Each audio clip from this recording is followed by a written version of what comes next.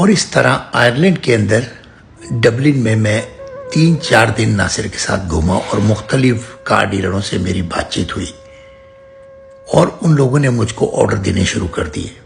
मैंने उनके सामने एक शर्त रखी कि 50% आप कोई भी गाड़ी का ऑर्डर दोगे, 50% कैश आपको मेरे जापान के अकाउंट में ट्रांसफ़र करना पड़ेगा और 50% जब मैं आपको BL की कॉपी भेजूँगा, गाड़ी चढ़ चुकी है, BL मेरे पास है, ये इसकी कॉपी है, तो आप यहाँ शिपिंग लाइन से कंफर्म कर लेंगे BL ओरिजिनल है कि नहीं, और बाकी का 50% मुझे भेजेंगे तो मैं DHL के ज़रिए आपको डॉक्यूमेंट्स भेज दूँगा।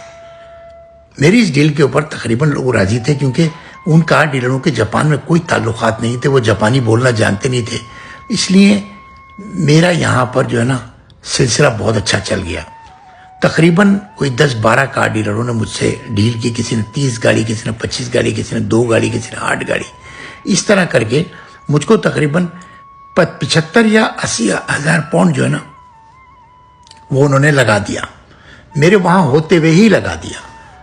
अच्छा, उस टाइम जब मैंने जापान में, मुझे जापान गाड़ियों के रेट पता थे, तो वो जो गाड़ियाँ थी ना वो काफ़ी पुरानी गाड़ियाँ हुआ करती थी, 5-7 साल 8 साल पुरानी गाड़ी भी अगर कंडीशन अच्छी है तो वो जा सकती थी आइलैंड। वो मिल जाती थी यहाँ पर $500, एक मिसाल दे रहा हूँ डॉलर में ना, $500 यानी 50,000 येन में मिल जाती थी ऑटोमेटिक गाड़ी आराम से। ठीक है, तो उस गाड़ी को मैं 50,000 येन, 60,000 येन यानी $500-600 में ले लेता था लड़के से। तो मैंने फौरन वापस आके अपना अकाउंट चेक किया तो मेरे अकाउंट में पैसे भरे हुए थे। 1 मिनट रुकिए, मैं यही बात आपको समझा रहा हूँ, अल्लाह पे भरोसा करें, बैंक के कर्जों में ना पड़ें और ईमानदारी से काम करें ना तो खुदा आपकी मदद करता है। ये मेरी गैबी मदद थी। आपको पता है मेरे पास पैसे नहीं थे जब मैं आइलैंड जा रहा था। जब मैं वापस आया हूँ तो मेरे पास 80,000 पाउंड, जो तकरीबन $1.5 लाख बनता था, $1,40,000 मेरे अकाउंट में था। और जो ऑर्डर पकड़े थे ना मैंने, जैसे मिसाल के तौर मैंने 100 गाड़ी का ऑर्डर पकड़ा था ना, तो $1,40,000 अगर मेरे अकाउंट में था ना डॉलर, तो इसका मकसद था आधे पैसे मजीद आने हैं। तो कितने हो गए? $2,80,000 और टोटल गाड़ियां और उसकी शिपिंग जो है ना वो $1 लाख की थी। मैंने तेजी से गाड़ियां खरीदी और जब मैंने गाड़ियां खरीदी तो गाड़ियां खरीदते खरीदते गाड़ियां कुछ ज्यादा भी हो गई, 50-60 गाड़ियां ज्यादा हो गई मेरे पास। जो मेरे पास क्योंकि पैसे फालतू थे तो मैंने जितनी हो सकी गाड़ियां खरीद ली और उन सब गाड़ियों को शिप किया और मैं दोबारा आइलैंड गया। अच्छा, जाने से पहले एक और बात बता दूं, मेरा एक दोस्त होता था जो मेरे नाम निहाद भाई कहते हैं, अब उनका दोस्त है इकीदा खाईताई। ये सबको पता जो योकोहामा में रहते हैं और खानागावा में रहते हैं। इकीदा शोतेन के नाम से था, उसका था जंकी आर्ट का काम। वो मेरा बहुत अच्छा दोस्त था, मुझे बड़ी गाड़ियां देता था। उसके बाद डेली 3-4 गाड़ी आती थी, अल्हम्दुलिल्लाह 2-3-4 गाड़ियां में से ज्यादातर गाड़ियां मैं उठाता था। उसी का एक छोटा भाई था, वो भी करीब में कार डीलर का काम करता था, वो जंकी आर्ट का काम नहीं करता था। उससे भी मेरी दोस्ती थी। तो मैंने उसको बताया कि मैं आइलैंड जा रहा हूँ और मैं ऐसे ऐसे होके आया, अभी इतना सक्सेसफुल रहा, तो उसने मुझे बोला मैं तुम्हें अगर 50 गाड़ी चढ़ा दूं तो तुम मुझे बेच के पैसे दे देना। तो उससे भी मेरा सिलसिला सही हो गया, बकौल मेरे छोटे भाई के कि वो उनका जानने वाला है, जबकि छोटे भाई जब जापान में आए थे ना, जब से वो मेरा जानने वाला है। मगर ये छोटे भाई ने उसके छोटे भाई को दोस्ती करके अब ये मोहर लगा दिए कि वो मेरा जानने वाला है। वो आज भी उससे काम करते हैं। बहरहाल, और उसके बाद वो गाड़ियां उसने चढ़ा दी और मैंने अपनी गाड़ियां चढ़ा दी। मैं तकरीबन ऑर्डर की 100 गाड़ियां, 150 गाड़ियां, अपनी गाड़ियां लेके 200-250 गाड़ियों का जहाज लेके मैं वहां पहुंचा। ये मैं खाली जेब पे कारोबार कर रहा था। जब मैं आइलैंड जा रहा था उससे पहले वीर सिंह मुझे लूट चुका था और मैंने हिम्मत नहीं हारी, अल्लाह ने मेरा साथ दिया। फिर जब वहां गाड़ियां उतरी हैं ना तो मैंने तमाम डीलर्स को बता दिया कि भाई मेरा आज शिप है, तुम्हारी तो गाड़ी आ गई है लेकिन मजीद मेरी भी 150 गाड़ी है उसके अंदर, अगर तुम चाहो तो आके चेक कर लो। तो उसके तो पैसे वो लगा चुके थे, जाहिर है, BL की कॉपी डालने पे। अब उन्होंने वो गाड़ियां तो रिसीव करनी थी, इसके अलावा और गाड़ियां खरीदना का, तो तकरीबन 20-25 डीलर जो है ना पोर्ट पर आ गए। वो आप जो गाड़ियों में काम करते हैं उनको याद होगा कि दुबई के अंदर पठान गाड़ियां खरीदने आते थे A72 वगैरह का दौर में। तो जब गाड़ियां आपकी कंटेनर से उतरती थी तो वो अपना कपड़ा, मफलर जो है, कपड़ा जो रखते हैं वो यहाँ पठान, वो उठा के फेंकते थे। तो जिसका कपड़ा पहले जाके गाड़ी पे गिरा, गाड़ी उसकी हो गई। बिल्कुल इसी तरह आयरिश लोगों ने क्या किया कि जैसी गाड़ियां शिप से उतर रही हैं और वो जा जाके गाड़ी चेक कर रहे हैं, उसकी चाबी निकाल लेते थे वो।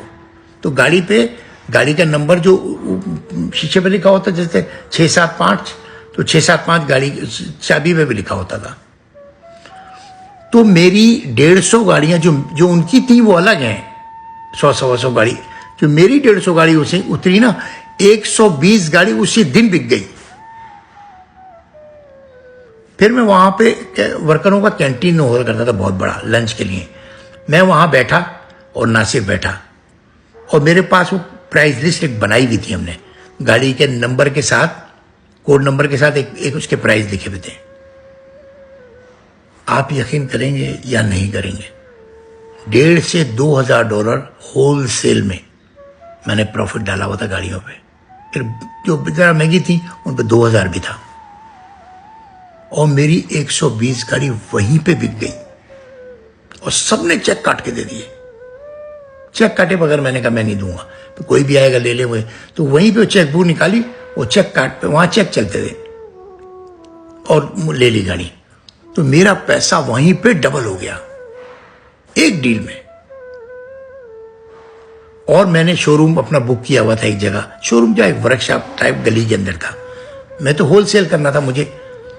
फिर मैंने नासिर को कहा कि भाई नासिर, अब तुम यहां बैठो, मैं तुम्हें तनख्वाह भी दूंगा, परसेंटेज भी दूंगा पर गाड़ी जो तुम सेट कर लो। तो हमारा $100 पर गाड़ी पे उससे हुआ, और तनख्वाह और खाना पीना रिहाइश सब फ्री।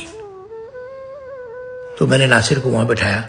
मैं फिर जापान गया, उसी स्कॉटलैंड के रास्ते से लंदन होता हुआ जापान गया। उस वक्त में मैंने अपने बीवी बच्चे, मेरे जो 2 बेटियां थी छोटी थी, तीसरी बेटी हो गई थी, हाँ 3 बेटियां थी और 1 बेटा था, 4 बच्चे हो चुके थे मेरे इस टाइम। तो मैंने मेरी वाइफ को, क्योंकि वो जैपनीज थी तो उसको बहुत शौक था अमेरिका रहने का, तो बड़ा शोर मचाया हुआ था कि बच्चे यहाँ नहीं पढ़ सकते, जापानी बच्चे जो है ना तंग करते। उस जमाने रेसिज्म बहुत था जापान में, जापानी बच्चे जो फॉरेनर बच्चे होते थे ना उनको बड़ा तंग करते थे। तो मैंने बच्चों को, मेरे अमेरिका में 2-3 दोस्त रहते थे। एक दोस्त अभी भी मेरे साथ है जिसका नाम आबिद खान है, और वो भी कराची का ही है। तो उसको मैंने फ़ोन किया कि मैं जाता रहता था अमेरिका उस वक्त में। तो मैंने उसको फ़ोन किया कि मैं जो बच्चों को लेके आ रहा हूँ। मैं बच्चों को लेके वहाँ गया, मैंने एक फ्लैट ख़रीदा, मैंने इन लोगों को स्कूल में डाला, सामान डाला, एक गाड़ी ख़रीदी और बीवी को लाइसेंस दिलाया। और मैंने कहा भाई तुम बच्चों को स्कूल ले जाना, घर के सामने ही था स्कूल, और तुम यहाँ पे करो, और तुम पढ़ना चाहती हो तो तुम भी पढ़ो, और मैं महीने में एक चक्कर लगाऊंगा। तो मेरे बच्चे उस वक्त में अमेरिका में थे। मैं फिर जापान आया, दोबारा जापान आके मैंने फिर गाड़ियाँ खरीदी, 100-125 गाड़ी, फिर चढ़ाई, फिर आया, फिर चढ़ाई, फिर आया, फिर चढ़ाई। किसी को नहीं पता था ये गाँव में ये गाड़ियाँ जा कहाँ रही हैं, और वो जा रही थी आयरलैंड। मैंने आयरलैंड का जितना बड़ा काम किया, मैं शर्त लगाता हूं किसी ने भी नहीं किया जापान में। और उसके बाद जो योकोहामा में जो बड़ी बड़ी छोटी छोटी टोपियां थी ना, टोपियां ही कहते हैं ना हम लोग, जो इधर उधर का काम करते थे, किसी को कुछ नहीं बताते थे, वो मेरे पिछवाड़े में घुसने लगे। साथ खाना खाते हैं यार, जब भी मैं जापान में होता था। और कईयों ने मुझे ऑफर किया, यार हम गाड़ी चढ़ाते हैं, पैसे बेच के दे देना, कोई मसला नहीं है। लेकिन मैंने कभी किसी से काम नहीं किया जापान में, किसी से काम नहीं किया, क्योंकि मेरे पास अपना, अल्लाह का शुक्र है, इतना कुछ था। और उस दौरान के अंदर वो टकला और मेरा छोटा भाई मुझसे माफ़ी मांग चुके थे कि भाई जो हुआ गलती हो गई, हमें पता नहीं था, ये नहीं था। उनके पास काफ़ी रास्ते थे माफ़ी मांगने के, उन्होंने माफ़ी मांग ली और वो फिर से मेरे पास लग गए।